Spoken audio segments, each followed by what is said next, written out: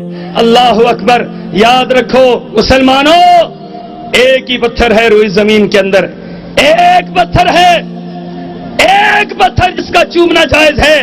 اس پتھر کے علاوہ کسی پتھر کو چومنا جائز نہیں ہے. یاد رکھو بیت اللہ کس کا بنا ہوا ہے؟ بیت اللہ کس کا بنا ہے؟ پتھر ہی کا بنا ہوا ہے.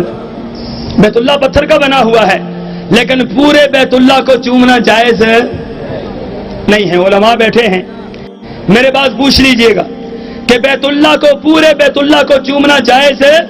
یہ رکن یمانی ہے، یہ رکن عراقی ہے، یہ ملتزم ہے، یہ بیت اللہ کا دروازہ ہے، یہ حتیم ہے، یہ فلاں ہے، یہ فلاں ہے، لیکن اس کو چومنا جائز نہیں ہے. پورے بیت اللہ کو نہیں چوم سکتے.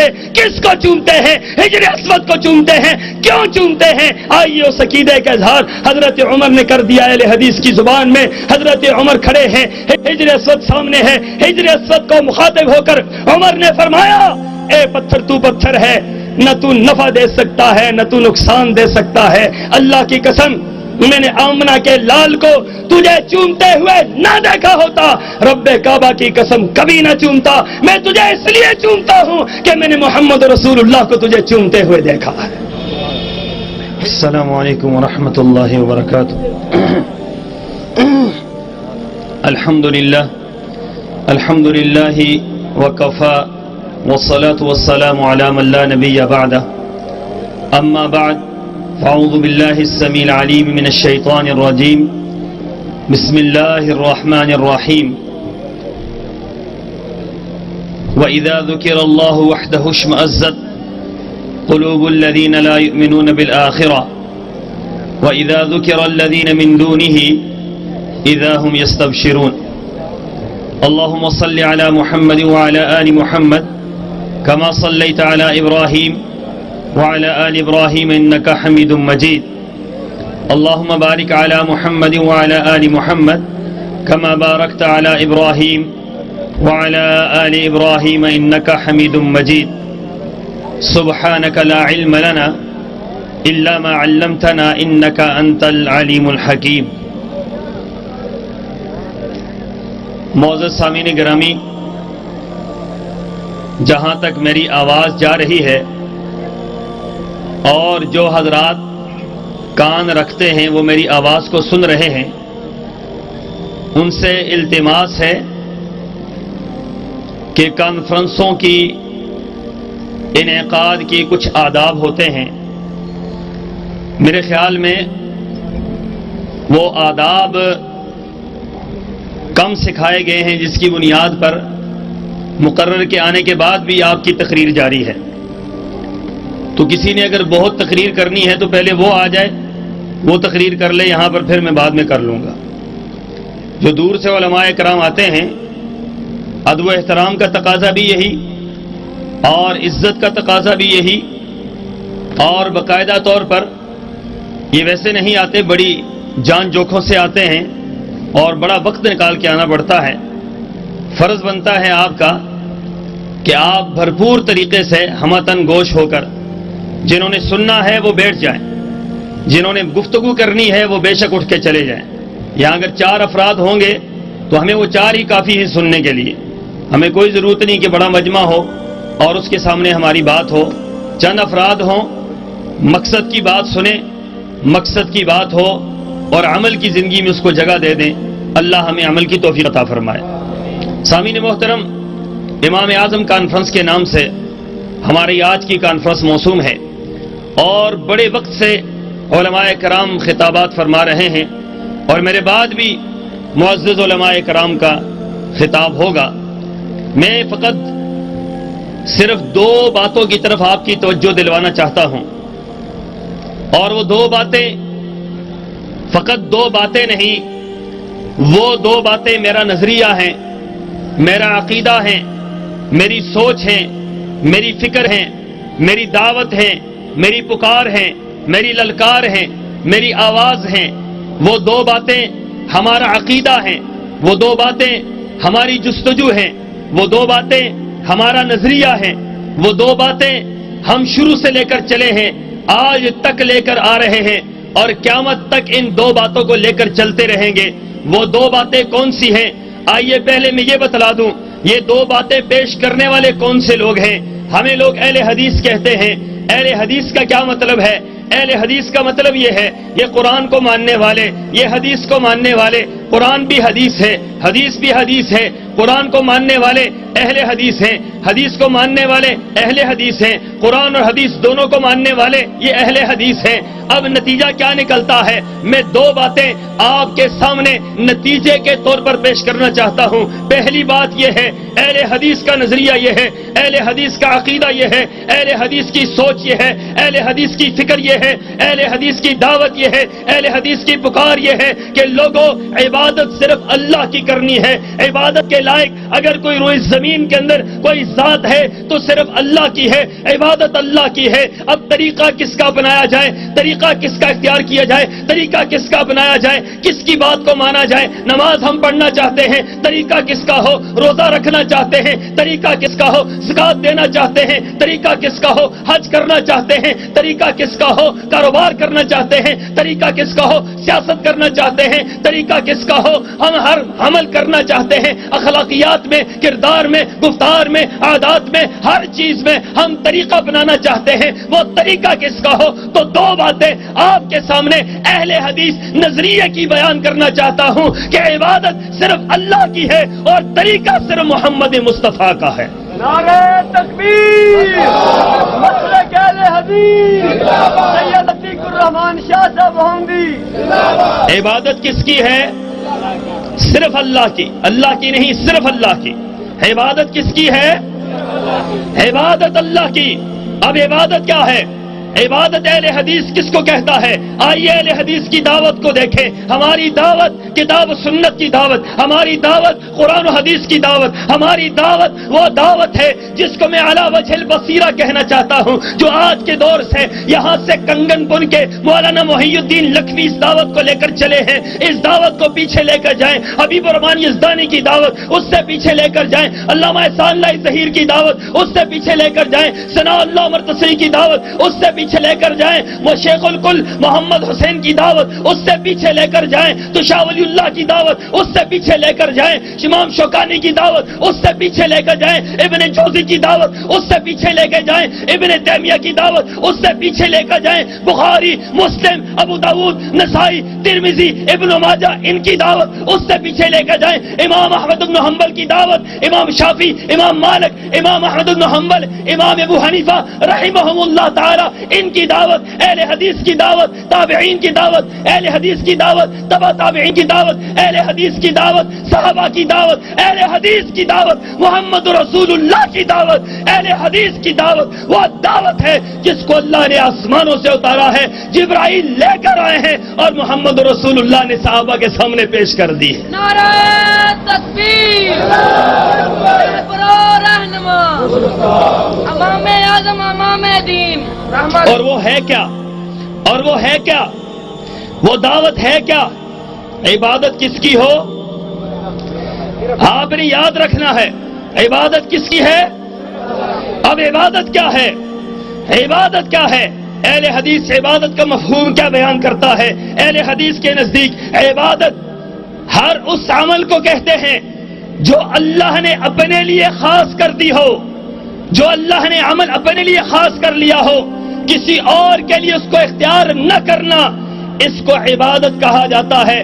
اللہ نے اپنے لیے اختیار کیا ہے، اپنے لیے پسند کیا ہے، میرا بندہ ہو، میرے سامنے ہاتھ باندھے، میرے سامنے کھڑا ہو، اقرار کرے میرے سامنے کھڑے ہو کر، قیام کی حالت میں کھڑا ہو۔ یہ قیام کی حالت میں ہاتھ باندھ کر قبلے رخ ہو کر اس طرح کھڑے ہونا کس کے لیے جائز ہے؟ صرف اللہ کے لیے۔ کس کے لیے جائز ہے؟ استاد کے سامنے اس طرح ہاتھ باندھ کر کھڑے ہونا جائز ہے؟ پیر کے سامنے، زندہ کے سامنے، مردہ کے سامنے، قبر کے سامنے، مزارات کے سامنے، دربارات کے سامنے، کسی کے سامنے بھی ہاتھ باندھ کر اس طرح کھڑے ہونا جائز نہیں ہے۔ کیوں نہیں ہے؟ اس لیے نہیں ہے کہ اللہ نے اس کو اپنے لیے پسند کیا ہے۔ اللہ نے یہ انداز اپنے لیے پسند کیا ہے۔ جس انداز کو اللہ اپنے لیے پسند کرے، اس انداز کو کسی اور کے لیے اختیار کرنا جائز۔ اب کیا ہے؟ نماز کی ہیئت کو دیکھیں، نماز میں قیام ہے، قیام کے بعد تھوڑا سا جھکنا ہے. یہ تھوڑا سا جھکنا کیا ہے؟ رکوع ہے. رکوع کے اندر گئے ہیں، رکوع کے اندر گئے ہیں، رکوع کے اندر ہم موجود ہیں، ہمارے دونوں ہاتھ دونوں گھٹنوں پر ہیں، ہماری کمر سیدھی ہے، ہمارا سر سیدھا ہے، نہ سر نیچے ہے نہ سر اوپر ہے. اس انداز سے ہم جھک کر عاجزی اور انکساری کا اظہار کر رہے ہیں. اس انداز سے تھوڑا سا جھکنا کس کے لیے جائز ہے؟ صرف اللہ کے لیے. یہ تھوڑا سا جھکنا، یہ تھوڑا سا بھی جھکنا اللہ کے علاوہ کسی اور کے لیے جائز نہیں ہے. قرآن پاک میں اللہ نے فرمایا وَوَصَّيْنَا الْإِنسَانَ بِوَالِدَيْهِ إِحْسَانًا، والدین کے ساتھ احسان کرنے کا حکم ہے. اللہ نے دوسری جگہ پہ فرمایا والدین کا بہت بڑا مقام ہے. تیسری جگہ پہ فرمایا اللہ کی عبادت کرو، والدین کے ساتھ حسن سلوک کرو. ساری باتوں کے باوجود قرآن یہ بات کہتا ہے وَاخْفِضْ لَهُمَا جَنَاحَ الذُّلِّ مِنَ الرَّحْمَةِ وَاخْفِضْ لَهُمَا جَنَاحَ الذُّلِّ مِنَ الرَّحْمَةِ. والدین کے سامنے سر نہیں جھکانا، والدین کے سامنے کندھے جھکانے. والدین کے سامنے سر، والدین کا بڑا مقام ہے، والدین کا بڑا مرتبہ ہے، والدین کی بڑی عزت اور احترام ہے. لیکن فرمایا والدین کے سامنے سر نہیں جھکانا، والدین کے سامنے وَاخْفِضْ لَهُمَا جَنَاحَ الذُّلِّ مِنَ الرَّحْمَةِ. فرمایا والدین کے سامنے کندھوں کو جھکانا ہے. اور کندھے کیسے جھکیں؟ والدین کی اطاعت کریں، فرما برداری کریں. والدین کہیں نیک کاموں کے اندر حصہ لیں، والدین کہیں دنیا کے امور سر انجام دیں. لیکن اگر والدین یہ بات کہتے ہیں وَإِن جَاهَدَاكَ عَلَىٰ أَن تُشْرِكَ بِي مَا لَيْسَ لَكَ بِهِ عِلْمٌ فَلَا تُطِعْهُمَا وَصَاحِبْهُمَا فِي الدُّنْيَا مَعْرُوفًا. فرمایا والدین کہیں 11ویں پکاؤ تو وہ پکانی جائز. والدین کہیں جاؤ جا کر نیاز دو بابا کے دربار پر، وہ دینی جائز. والدین کہیں جاؤ جا کر لاہور علی حجویری کے دربار کو جاؤ دھو کر آؤ، کس سے؟ یہ دودھ لے کر جاؤ اور دودھ سے اس کو دھو کر آؤ. یہ والدین کی بات ماننا جائز نہیں ہے. وَإِن جَاهَدَاكَ عَلَىٰ أَن تُشْرِكَ بِي مَا لَيْسَ لَكَ بِهِ عِلْمٌ فَلَا تُطِعْهُمَا. فرمایا والدین اگر اللہ کی اطاعت میں نافرمانی کا حکم دیتے ہیں ان کی اطاعت کرنی جائز نہیں ہے. اگر والدین کی ماننی جائز نہیں ہے تو پیر کی ماننی جائز ہے، فقیر کی ماننی جائز ہے، کسی زندہ اور مردہ کی ماننی جائز ہے. اللہ کے مد مقابل کسی کی بات ماننی جائز نہیں ہے. ایک طرف اللہ کا حکم ہے، ایک طرف پیر کا حکم ہے، ایک طرف اللہ کا حکم ہے، ایک طرف والدین کا حکم ہے، ایک طرف اللہ کا حکم ہے، ایک طرف دوست کا حکم ہے، ایک طرف اللہ کا حکم ہے، دوسری طرف استاد کا حکم ہے. ساری کائنات ایک طرف ہو، اللہ کی ذات ایک طرف ہو. مومن کیا کہتا ہے، مواحد کیا کہتا ہے، اہل حدیث کیا کہتا ہے، ہماری دعوت کیا ہے؟ ساری کائنات کی بات کو ٹھکرا دو، اللہ کی بات کو مان لو. اسے ہی عبادت کہا جاتا ہے. تھوڑا سا جھکنا کس کے لیے جائز ہے؟ کس کے لیے جائز ہے؟ بول لو، کوئی کچھ نہیں کہتا. کس کے لیے جائز ہے؟ صرف اللہ کے لیے جائز ہے. اور آئیے ایک اور عقیدے کی بات دیکھیں. نماز کے اندر ہم رکوع میں جاتے ہیں، رکوع سے اٹھ کر سیدھا کھڑے ہو جاتے ہیں، بالکل سیدھا، ہاتھ سیدھے، پاؤں سیدھے، قبلہ رخ، اس انداز سے کھڑے ہوتے ہیں. یہ انداز میرے رب نے اپنے لیے پسند کیا ہے، کسی اور کے لیے اختیار کرنا جائز. اور لوگ تو یہ آپ نے سنا ہوگا کہ صرف سجدہ غیر اللہ کو جائز نہیں، صرف سجدہ غیر اللہ کو جائز نہیں. یہ آپ نے سنا ہے، یہ صحیح سنا ہوگا، لیکن یہ بات یاد رکھیں، علی وجہ البصیرہ کہتا ہوں، مطالعے کی روشنی میں کہتا ہوں، کتاب و سنت کے استحضار پر کہتا ہوں کہ ہر وہ عمل جو اللہ نے اپنے لیے پسند کیا ہے کسی اور کے لیے اختیار کرنا جائز نہیں ہے. اللہ نے پسند کیا، بالکل بندہ سیدھا ہو کر میرے سامنے کھڑا ہو، اس طریقے سے کسی اور کے سامنے کھڑے ہونا جائز ہے. گئے ہم میمن صاحب آپ کے علاقے میں، پیر پگاڑا صاحب، وہاں پر تقریر تھی، کہنے لگے پیر آپ پگاڑا کو مل کر جائیں. ہم وہاں پر ان کو ملنے کے لیے گئے، ہمارے کچھ افراد کا وفد تھا، وہاں ملنے کے لیے گئے تو وہاں لوگوں کا انداز کیا دیکھا. لوگوں کا انداز یہ ہے، کوئی ہاتھ باندھ کر کھڑا ہے، کوئی دو زانو ہو کر بیٹھا ہوا ہے، کوئی سیدھا آنکھیں بند کر کے بیٹھا ہوا ہے، کوئی پیر صاحب کی طرف بالکل سیدھا کھڑا ہے، کوئی پیر کی طرف اپنا دائیں جانب نہیں کرتا، بائیں جانب نہیں کرتا، پیٹھ نہیں کرتا. یہ انداز ہم نے سارے وہاں پر دیکھے ہیں. اور آپ کو ایک حیران کن بات بتلاؤں، جب ہم باہر نکلے ہیں پیر صاحب دیدار کے لیے لوگوں کے سامنے نمودار ہوتے ہیں، ہم وہاں پر موجود تھے. پیر صاحب نمودار ہوئے باہر، لوگ وہاں پر موجود تھے، ہزاروں کی تعداد میں لوگ آپ کو دیکھنے کے لیے موجود تھے. ہم نے یہ منظر بھی دیکھا کہ کئی لوگ کھڑے ہو کر آپ کے سامنے اس طرح کھڑے تھے، کئی ہاتھ باندھ کر کھڑے تھے، کئی رکوع کی حالت میں وہاں پر موجود تھے، اور کئی بدنصیب ایسے تھے جو پیر آپ وغیرہ کے سامنے سجدے میں گر گئے تھے. یہ منظر ہم نے اپنی نگاہوں سے دیکھا ہے، اپنی نگاہوں سے یہ مناظر ہم نے دیکھے ہیں. یہ کیا ہے؟ اللہ کا حق ہے، اللہ کا حق. اللہ کے بندو، اللہ کا حق ہے، وہ اللہ کا حق کسی اور کو دینا جائز نہیں ہے. سجدے میں جاتے ہیں، 7 اعضاء پر سجدہ کرتے ہیں، 2 ہاتھ ہیں، 2 پاؤں ہیں، 2 گھٹنے ہیں، ناک اور پیشانی ہے، 7 اعضاء ہیں. 7 اعضاء زمین پر رکھ دیتے ہیں عاجزی اور انکساری سے. سبحانک اللہم ربنا وبحمدک اللہم اغفر لی. اللہ تو پاک ہے، ہم گناہگار ہیں، ہمارے گناہوں کو معاف کر دے. اس حالت میں سجدے میں گر جانا اللہ کے علاوہ کسی اور کے لیے جائز. اگر یہ جائز ہوتا، اگر اللہ کے علاوہ کسی اور کے لیے جائز ہوتا تو محمد رسول اللہ کے سامنے صحابہ سجدہ کرتے.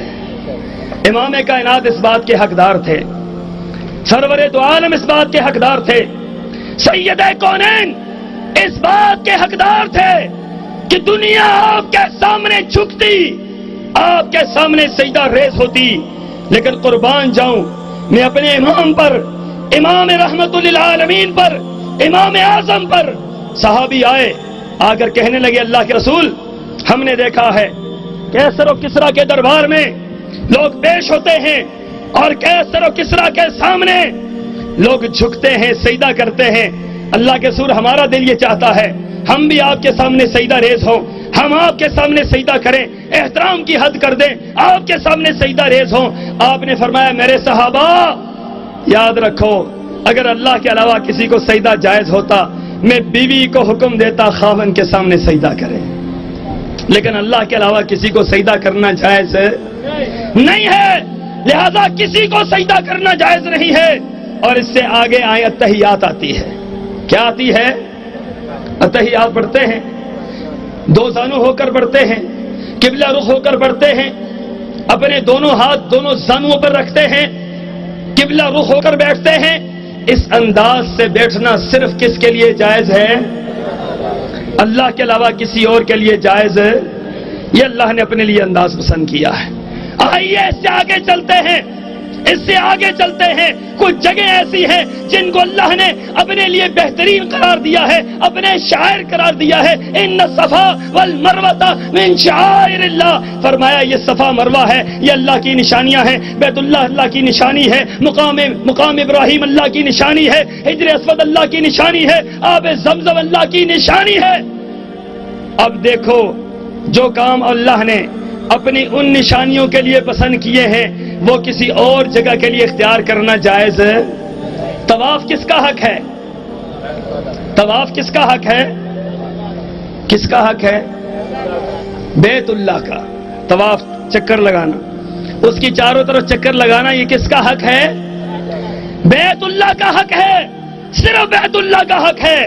یہ حق کسی اور کو دیا جا سکتا نہیں، دیا جا سکتا.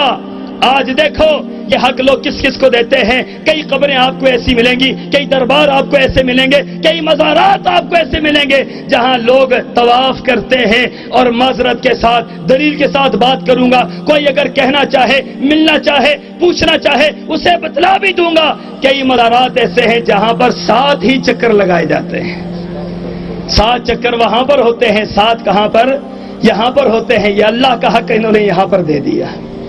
یہ بیت اللہ کا حق تھا، یہ بیت اللہ کا حق تھا. بیت اللہ کا حق کس کو دے دیا؟ انہوں نے قبروں کو، مزارات کو دے دیا. اہل حدیث کی بات کہتا ہے عبادت کس کی ہے؟ یہ اللہ کے گھر کا حق ہے. چومتے ہیں پتھر؟ اکاڑا والوں پتھروں کو چومتے ہو یا نہیں؟ پاکستان میں کوئی نہیں چومتا پتھروں کو. ہمارے مارگلا سے پتھر آتے ہیں, اسلام آباد سے آتے ہیں, بہترین پتھر دیں, خوبصورت پتھر دیں. بھائی کہاں لے کے جاؤ گے؟ کہتے ہیں جی یہ ہم مزار بنا رہے ہیں, اس کے اوپر ہم نے یہ لگانا ہے, خوبصورت پتھر ہو. کرنا کیا ہے؟ لوگ آتے ہیں, عقیدت کا اظہار کرتے ہیں, کوئی جھکتا ہے, کوئی چومتا ہے, کوئی چاٹتا ہے, کوئی کیا کرتا ہے, کوئی کیا کرتا ہے. اللہ اکبر. یاد رکھو مسلمانوں, ایک ہی پتھر ہے روئی زمین کے اندر, ایک پتھر ہے, ایک پتھر جس کا چومنا جائز ہے. اس پتھر کے علاوہ کسی پتھر کو چومنا جائز نہیں ہے. یاد رکھو بیت اللہ کس کا بنا ہوا ہے؟ بیت اللہ کس کا بنا ہے؟ پتھر ہی کا بنا ہوا ہے. بیت اللہ پتھر کا بنا ہوا ہے, لیکن پورے بیت اللہ کو چومنا جائز نہیں ہے. علماء بیٹھے ہیں, میرے پاس پوچھ لیجئے گا کہ بیت اللہ کو, پورے بیت اللہ کو چومنا جائز ہے؟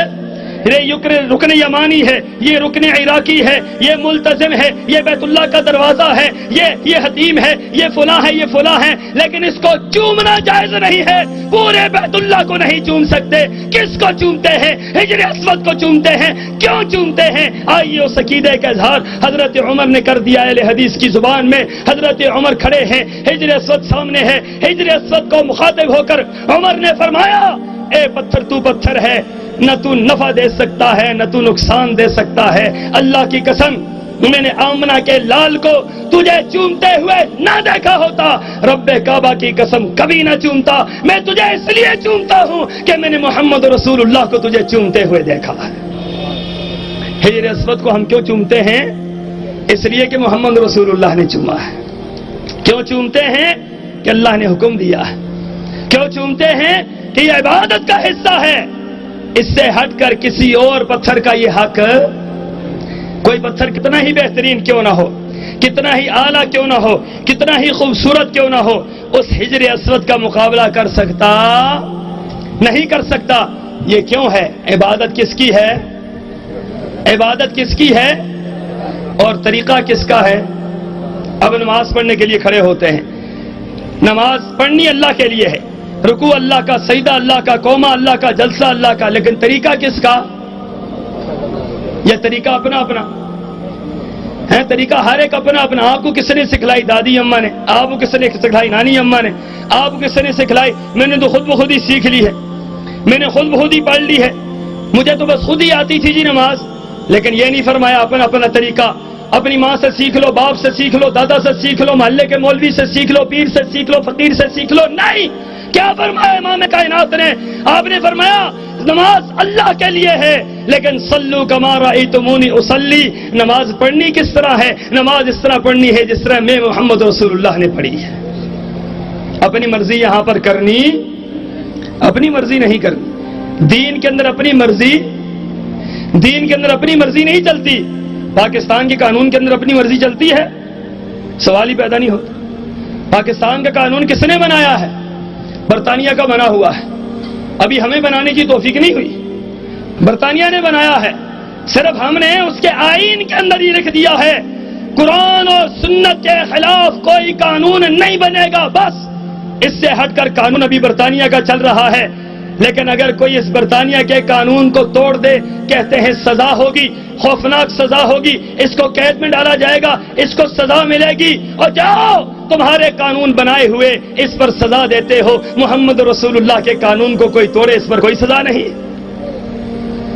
کیسا اندھیرا ہے یہ. ابھی پچھلے دنوں میں زیارت میں تھا, بلوچستان میں زیارت کا علاقہ بڑا خوبصورت علاقہ ہے. وہاں پر قائد اعظم محمد علی جناح کا گھر ہے. آخری ایام جہاں پر قائد اعظم صاحب نے گزارے. کوئی وہاں پر گیا ہو اس واقعے کا علم ہوگا, نہیں ہے تو واقعے کی تحقیق کر لے. ہم وہاں پر گئے شیخ ابو تراب کے ساتھ. پورا گھر ہم نے دیکھا. باتھ روم وہاں انہوں نے بند کیا ہوا, سیل کیا ہوا تھا, اور اوپر لکھا تھا بحکم سپریم کورٹ اس کو سیل کیا گیا ہے. ہم نے اس سے پوچھا, جو بتانے والا تھا, اس سے پوچھا بھائی یہ باتھ روم کیوں سیل کیا ہے, باتھ روم کیوں بند ہے؟ پورا گھر آپ نے دکھا دیا ہے, قائد اعظم کا باتھ روم بھی دکھا دے. انہوں نے کہا جی ایک غلطی ہم سے ہو گئی. کیا ہو گیا؟ کہتے قائد اعظم صاحب کی جو لیٹرین تھی جہاں پر وہ پیشاب کرتے تھے, اس لیٹرین کے اندر کچھ ٹائلیں ٹوٹ گئی، ہم نے اپنی مرضی سے وہ ٹائلیں لگا دی، سپریم کورٹ نے ایکشن لیا، ہمارے خلاف مقدمہ درج ہوا کہ قائد اعظم کی لیٹرین کو تم بدلنے والے کون ہوتے ہو؟ قائد اعظم کی لیٹرین یہ قومی اثاثہ ہے، اس کو کوئی نہیں بدل سکتا ہے، تم کون ہوتے ہو بدلنے والے؟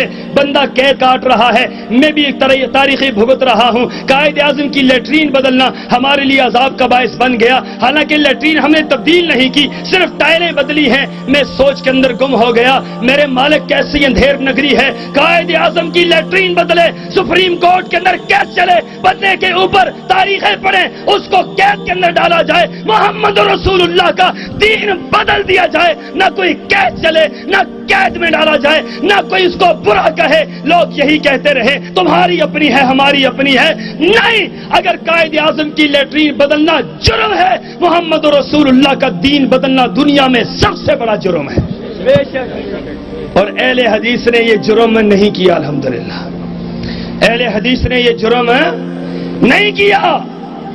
اہل حدیث کا نظریہ کیا ہے؟ اب ایک حدیث پر بات ختم کرتا ہوں۔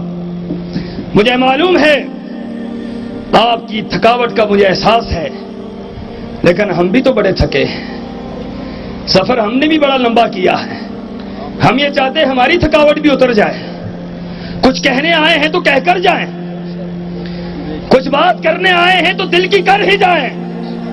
آئیے، رسول اللہ کی ایک حدیث ہے، صحیح بخاری، ابو داؤد، مسند احمد، دارقطنی، مستدرک حاکم، مسند احمد، ان کتابوں کے اندر یہ روایت مختلف الفاظ سے موجود ہے۔ رسول اللہ صلی اللہ علیہ وسلم کے مبارک زمانہ میں آپ مسجد نبوی کے اندر موجود ہیں، صحابہ کے درمیان بیٹھے ہیں، ایک بدو دیہاتی آتا ہے، اچھلتا ہوا آیا، مسجد کے اندر داخل ہوا، اونٹ کے اوپر سے اترا، اونٹ کو مسجد کے اندر لا کر باندھ دیا، اور زبان سے یہ الفاظ کہہ رہا ہے، یا محمد یا محمد یا محمد، زبان سے گستاخانہ الفاظ نکل رہے ہیں، اور اونٹ لا کر مسجد کے اندر باندھ دیا ہے، یہ بھی بہت بڑی گستاخی تھی۔ اور تیسری بات یہ کی اس نے مسجد کے اندر بیٹھ کر پیشاب کر دیا، مسجد کے اندر پیشاب کر دیا، تین کام اس نے کی۔ بدو ہے، دیہاتی ہے، دیہات سے آیا ہوا ہے، پتہ نہیں ہے آداب کا، مسجد کے آداب کا پتہ نہیں، پیشاب کر گیا۔ صحابہ اٹھے روکنے کے لیے، یہ کون ہے، کیا کر رہا ہے، کہاں سے آیا ہے؟ امام کائنات نے روک لیا، رحمت دو عالم نے روک لیا، خبردار نہ دیکھو نہ دیکھو، پیشاب کرنے دو۔ پیشاب کر لیا، امام کائنات نے بلایا، قربان جاؤں سرور دو عالم کی ذات پر، بلا کر کہا، میرے ساتھی یہ اللہ کا گھر ہے، عبادت کے لیے بنایا ہے، یہاں پر گندگی نہیں کرتے، عبادت کے لیے ہے۔ اور پھر وہ صحابی اٹھ کر کھڑا ہوا اور ایک سوال کرتا ہے، اللہ کے رسول ایسا عمل بتلائیں کہ وہ عمل کروں میں جنت میں چلا جاؤں۔ صحابی کا سوال، دیہاتی ہے، آنے کے آداب کا پتہ نہیں، بولنے کے آداب کا پتہ نہیں، مسجد کے آداب کا پتہ نہیں، سوال کیا ہے، اللہ کے رسول ایسا عمل بتلائیں عمل کروں جنت میں چلا جاؤں۔ کیا فرمایا آپ نے فرمایا کلمہ شہادت کی گواہی دے، نماز پڑھ 5 وقت کی، رمضان مبارک کے روزے رکھ، اپنے مال کی زکات دے۔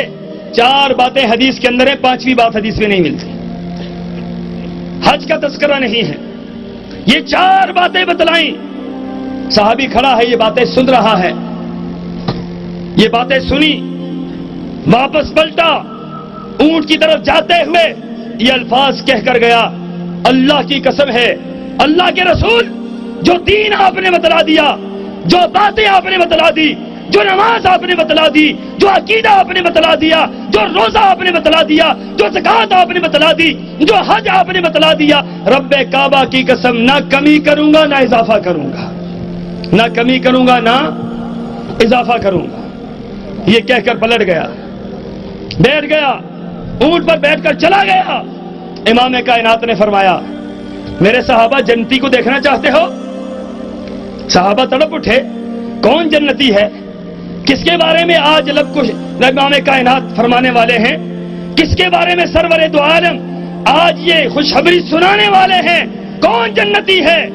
امام کائنات نے فرمایا، جس نے جنتی کو دیکھنا ہے، یہ بدو دیہاتی جو یہ الفاظ کہہ کر گیا ہے، اللہ کی قسم آپ کے دین کے اندر نہ کمی کروں گا نہ اضافہ کروں گا، جس نے جنتی کو دیکھنا ہے اس کو دیکھے، یہ جنتی جا رہا ہے۔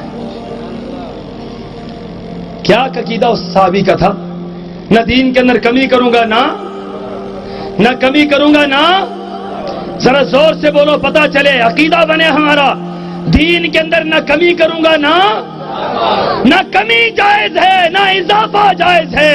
افسوسناک بات ہے، ہم نے کمی بھی کر دی، ہم نے اضافہ بھی کر دیا، ہم نے دین میں کمی بھی کر دی، ہم نے اضافہ بھی کر دیا۔ ہائے رسول اللہ کے دین کے اندر اضافہ ہو، امام کائنات نے کوئی بات چھوڑ دی تھی جو ہم پوری کریں، سرور دو عالم نے کوئی طریقہ چھوڑ دیا تھا جو ہم پورا کریں۔ اور سوچو، سوچنے کی عادت ڈالو، رات کو تنہائی میں سوچو، دن کی روشنی میں سوچو، محفلوں میں سوچو، تنہائیوں میں سوچو، بیٹھ کر سوچنے کی عادت ڈالو کہ امام کائنات نے کوئی کمی چھوڑی تھی جو ہم نے اور اپنا لیے ہیں، ہم نے اور ڈھونڈ لیے ہیں، ہم نے اوروں کو پیشوا بنا لیا ہے، اوروں کو رہبر بنا لیا، رہنما بنا لیا۔ امام کائنات نے کوئی کمی نہیں چھوڑی۔ اور صحابی کہتا ہے اللہ کی قسم نہ کمی کروں گا نہ اضافہ کروں گا، اور نبی صلی اللہ علیہ وسلم نے فرمایا یہ جنتی ہے۔ آج اہل حدیث کی یہی دعوت ہے کہ جو محمد رسول اللہ دین دے کر گئے ہیں، نہ کمی جائز ہے نہ کمی جائز ہے نہ۔ آؤ پھر عہد کرو میرے ساتھ عہد کرو۔ میں نے 4 باتیں آپ کو بتلا دی ہیں، 4 باتیں، ہاتھ اٹھا کر میرے ساتھ عہد کرو۔ اللہ تجھ سے وعدہ کرتے ہیں کہ جب تک ہم زندہ ہیں اللہ عبادت صرف تیری کریں گے۔ ہاتھ اٹھا کر کہو اللہ جب تک زندہ ہے عبادت تیری کریں گے، اللہ جب تک زندہ ہے طریقہ تیرے نبی کا اپنائیں گے، اللہ جب تک زندہ ہے تیرے دین کے اندر نہ کمی کریں گے نہ اضافہ کریں گے۔ وآخر دعوانا ان الحمدللہ رب العالمین۔